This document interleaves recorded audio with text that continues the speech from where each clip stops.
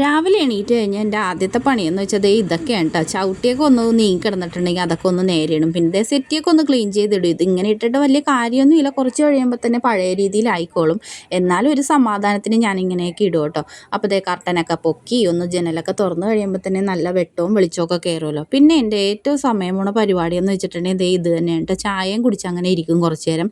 ഇതിപ്പോൾ മൊബൈലില്ലാത്ത കാരണം കുറച്ച് നേരത്തെ എണീറ്റ് പോകും. മൊബൈൽ ഉണ്ടെങ്കിൽ ഇങ്ങനെ കുത്തിപ്പിടിച്ചിരിക്കും. അപ്പോൾ ഇന്ന് ഞാൻ വെക്കാൻ പോണത് ഇടിയപ്പമാണ് കേട്ടോ.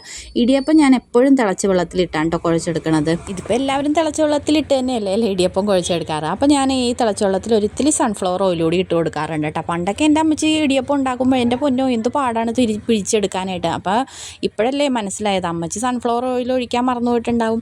അപ്പോൾ ഇന്നൊരു ഞാൻ അടിപൊളി ഒരു മുട്ടക്കറിയുടെ റെസിപ്പി ആയിട്ടാണ് കേട്ടോ വന്നേക്കണത്. 2 സവാള പൊടിയായി അരിഞ്ഞത്, ഒരു ചെറിയ കഷ്ണം ഇഞ്ചി, ഒരു പച്ചമുളക്, വേപ്പില നന്നായിട്ട് വഴണ്ട് കഴിയുമ്പോഴേക്കും മല്ലിപ്പൊടി, ഗരം മസാല, കുരുമുളക് പൊടി, മഞ്ഞൾപ്പൊടി, ഇത്ര മസാലപ്പൊടി മാത്രം മതി കേട്ടോ. ഇനി മസാലപ്പൊടി എല്ലാം മൂത്ത് കഴിയുമ്പോഴേക്കും ഇപ്പം ഞാൻ ഒഴിച്ചേക്കണത് തേങ്ങാപ്പാലല്ല കേട്ടോ, പാക്കറ്റ് പാലാണ്. അപ്പോൾ 1 ഗ്ലാസ് പാക്കറ്റ് പാലും 1 ഗ്ലാസ് വെള്ളവും കൂടി മിക്സ് ചെയ്തിട്ടാണ് ഒഴിച്ചു കൊടുത്തേക്കണത്.